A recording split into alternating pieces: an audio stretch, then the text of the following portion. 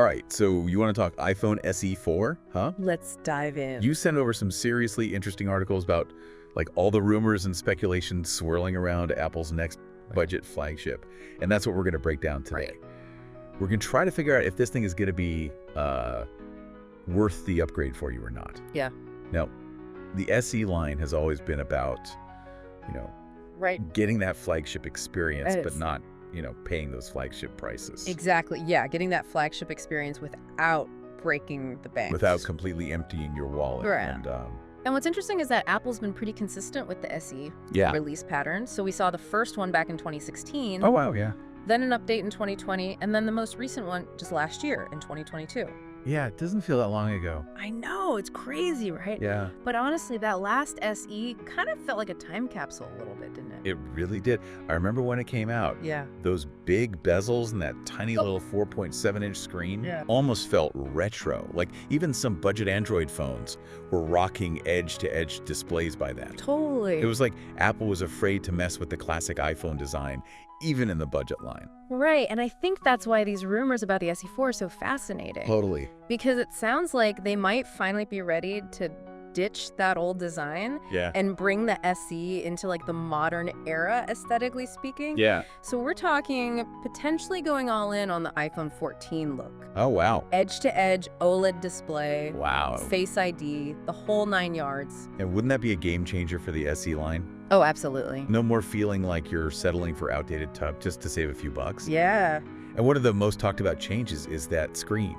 Yeah. They're saying it could jump to a 6.1-inch OLED. I mean, what a difference from that tiny little LCD on the last one. Huge difference. Huge. Yeah, and remember, it's not just about the size. Going from LCD to OLED Right. is a major visual upgrade. Yeah. OLED allows for individual pixels to be turned on or off completely. Okay, so think about what that means for contrast. So you get true blacks, you get vibrant colors, everything just pops more. Yeah, I can imagine. You'll notice it right away, especially if you watch a lot of videos or play games on your phone. Oh, for sure, yeah. That's where it really shines. Yeah. Yeah. And speaking of performance, word on the street is the SE4 might get the A16 Bionic chip, Oh, wow. the same one that's in the iPhone 14 Pro. Yeah. That would make this thing an absolute powerhouse. It would. So that could mean for you, years of smooth sailing, even with demanding apps and games. Right. That's the beauty of the SE line. You're not sacrificing performance for affordability. It's a smart move by Apple, I think. Yeah. If you want to, pull people into the Apple ecosystem Yeah. or keep them from jumping ship to Android, Right. offering a budget phone that can outperform most flagships. Yeah. It's a compelling argument. For sure. And you know what else is making people excited? What's that? The rumors about a USB-C port. Oh. It looks like Apple might finally be saying goodbye to the Lightning connector. Yeah, that's been a long time coming. Yeah, The benefit there is obvious. totally. No more carrying around a separate cable for your iPhone. Yeah. Imagine using the same charger for your phone, your laptop, your headphones, everything. Makes life so much easier. Talk about simplifying your life right. Totally. Yeah. Okay, so the potential upsides are really adding up here. They are. But let's be realistic. Yeah. Every phone has its compromises, right? Of course. Where do you think the SE4 might fall short? Well, one area that might disappoint some people is the camera setup. Okay, Rumors are pointing to a single rear camera, really? although it could be a 48 megapixel sensor, which is pretty impressive for a single lens. So even with just one lens, could the SE4 still hold its own in the camera department? I think so. Yeah, I mean, we all know how good Apple is with computational photography these days. absolutely. Mm. But what about those of us who are used to having multiple lenses? Like I rely on my ultra-wide lens all the time for landscape shots and big group photos. Sure. Do you think that's something people will miss on the SE4? I think it's a tough call. Yeah. It depends on how much you value that versatility. Yeah. For some people, a single really good camera might be all they need. Right. But for others, having that extra flexibility with different lenses is a must-have. Right. You know? Yeah, for sure. Devo. All right, so camera situation, potentially a bit of a mixed bag. Yeah.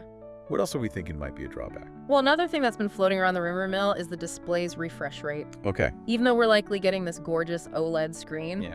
it might be stuck at the standard 60 hertz. Oh, really? Now, 60 hertz is fine for most things. Yeah.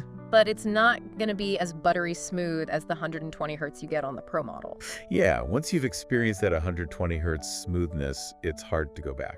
It is. It's especially noticeable when you're scrolling through long articles or social media feeds. Yeah. Or even playing those fast-paced games. Everything just feels so much more responsive and fluid. It does. Yeah. For sure. So if you're sensitive to that kind of thing, it's definitely something to consider. Definitely something to keep in mind. Yeah. And of course, the age-old question with any new phone, especially a smaller one, is battery life. Oh, yeah, always. We've got this potentially power-hungry A16 chip, Right. a larger, brighter OLED display. Right. Those things are going to demand a lot of juice. They do. Oh. Right. And that's where things get tricky with the SE line. They do. They've always been compact, which a lot of people love. Right. But that usually means a smaller battery, too. Yeah. Have you heard anything about whether they might be able to squeeze in a bigger battery this time around? Well, that's the million-dollar question, isn't it? It is, yeah. Apple's pretty good at optimizing battery life, but physics is physics. Right. If they're not increasing the overall size of the phone, Yeah. there's only so much they can do. Yeah. I guess we'll have to see what kind of magic they've worked on the software side to make that battery last. I'm really curious to see how they balance those performance gains with the battery life. Yeah. Because, let's be honest, no matter how amazing a phone is, it's not much use if you're constantly tethered to a charger. Absolutely. Okay, so we've got potential concerns around the camera, the refresh rate, and battery life. Right. But there's one more big elephant in the room, isn't The that? price. The price. The SE's biggest selling point has always been its affordability. Right. But with all these upgrades, it's hard to imagine them keeping the price as low as the previous models. Right, and that's where it gets really interesting.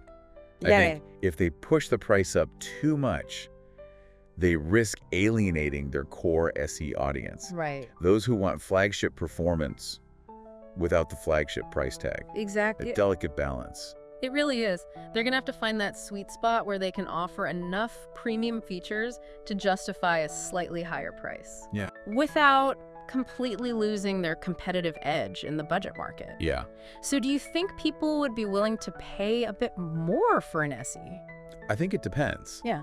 It depends on where they land on that price point. For sure. There's probably a threshold where it stops making sense. Right. Like if they go too high, Yeah. people Yeah. might start looking at like the regular iPhone 14 or even last year's models, Totally. which you can often find at a discount. Yeah. So, Exactly. So the big question is, who is this phone really for? yeah. It seems like they're trying to appeal to a wider audience with this redesign, Yeah. but are they going to lose sight of what made the SE so appealing in the first place? That's the million-dollar question, isn't it? It is. Who is this phone really aimed at? Yeah. Let's try to unpack that a little bit. What kind of user do you think would be most drawn to the SE4 based on what we've discussed? Well, I think it's still going to be a great option for someone who's budget conscious but doesn't want to compromise on performance. Okay. Someone who values speed responsiveness and longevity. Right, like someone who maybe doesn't care as much about having like the fanciest camera Exactly. or the absolute smoothest scrolling experience. Exactly. They want a phone that just works, that can handle anything they throw at it, and that's going to last them for a few years. Yeah, and I could also see this being a really compelling option for people switching from Android. Oh, absolutely. If you're looking to dip your toes into the Apple ecosystem without breaking the bank, Yeah, this could be the perfect entry point. absolutely. It gives you a taste of that premium Apple experience without the premium price tag. Right. So, okay, so we've talked a lot about the rumors and the potential pros and cons. Yeah. Let's try to summarize what we know so far about the iPhone SE4. Okay. So on the plus side, Yeah. we've got the potential for a major design overhaul, Right. bringing the SE in line with the modern iPhone aesthetic. That's right. So that means an edge-to-edge OLED display, Oh. Face ID, and a much more premium look and feel overall. It does. We're also expecting a significant performance boost with the rumored A16 Bionic chip, Yes. which would put the SE4 on par with the most powerful phones on the market. Absolutely. And let's not forget the switch to USB-C, Yeah. which is a huge win for convenience and compatibility. For sure. Of course, we also have to acknowledge the potential downsides. Right. The camera situation is a bit of a wild card. It is. While a single 48-megapixel camera could be surprisingly capable, Yeah. some users might miss the versatility of a multi-camera system. True. There are also concerns about the display's refresh rate, Yeah. potentially being stuck at 60 hertz, Right. which might not feel as smooth as the 120 hertz displays we're seeing on higher-end phones. Right. And then there's the big question mark around battery life. Right. A smaller phone often means a smaller battery. Yeah. And with the more powerful processor and larger display, we'll have to see how Apple manages to balance performance with battery longevity. Right. That's going to be key. And last but certainly not least, there's the price. Of course. If Apple pushes the price up too much to accommodate all these upgrades, Yeah. it could undermine the SE's appeal as a budget-friendly option. It could. It's the final verdict. Well, it's still early days, Yeah. and we'll have to wait for Apple's official announcement to get the full picture. Yeah. But based on what we've seen so far, the iPhone SE4 is shaping up to be a very interesting device. It is. It has the potential to be a real game changer in the budget flagship category, Yeah. but there are also some potential pitfalls that Apple will need to navigate carefully. Right. It really does feel like a pivotal moment for the SE line, you know? It does. It'll be fascinating to see how Apple balances Yeah. those competing desires, Yeah, like right. keeping it affordable while also like pushing the boundaries of what a budget phone can be. Right. But I think that's what makes this so exciting for you as a potential buyer, right? Totally. Yeah. There's a lot of potential here, Yeah. but also some important questions to consider For sure. for making a decision. Absolutely. And I think that's where this deep dive comes in handy. Yeah, hopefully. Yeah, I hope so too.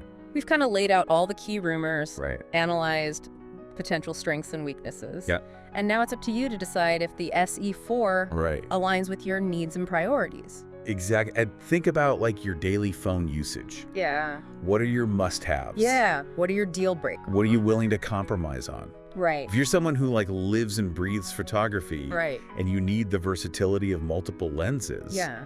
then the SE4 might not be your best bet, at least based on what we know so far. Send the rumors. Yeah. But if you prioritize raw performance, Right.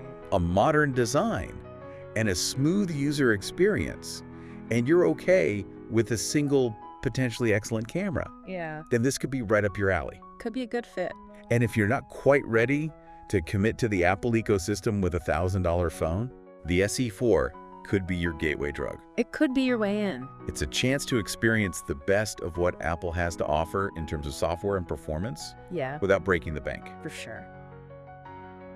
And don't forget, we're still in the realm of speculation. Oh, totally. Yeah. Apple could always surprise us with some unexpected features or pricing decisions. Yeah, they always have a few tricks up their sleeve. Right. So the real test will be seeing how those rumors translate into reality Right. when Apple finally lifts the curtain on the SE4.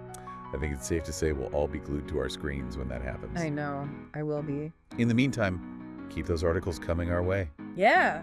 We'll be here to help you make sense of it all Absolutely. and figure out if the iPhone SE4 is the upgrade you've been waiting for. Until then, happy speculating. Yeah, happy speculating. It could really like redefine what budget flagship means Yeah, it's exciting. if they get it right. Yeah, it is. It is. And I think it's going to be interesting to see how people react to it too. You know, because there's always that group of people who are like diehard SE fans. Yeah, they want the small phone. Yeah, they love the home button. Yeah, they want the classic design. And then you've got the people who are like, finally bring the SE into like 2023. You know? Give me the modern stuff. And so Yeah, we'll see. it's going to be interesting to see how it all plays out. It is going to be interesting. But, you know, like you said, we got to wait for that official announcement from Apple Yeah. to really know for sure. Yeah, but I think we've covered a lot of ground today. I think so. I feel like you've given us some great insights. Well, I appreciate that. Yeah, and hopefully our listeners have a much better understanding of, you know, what might be coming down the pipeline Oh, please. with the SE4. Fingers crossed for a good one. Fingers crossed. Yeah, I think Apple's got a real opportunity here to shake things up They do. in the smartphone market. They do for sure. So, all right, well, this has been fun. It has been fun. Yeah, thanks for joining me on this deep dive. Absolutely. Thanks for having me. And to all our listeners out there, thanks for tuning in. Yes, thank you. And we'll catch you on the next one.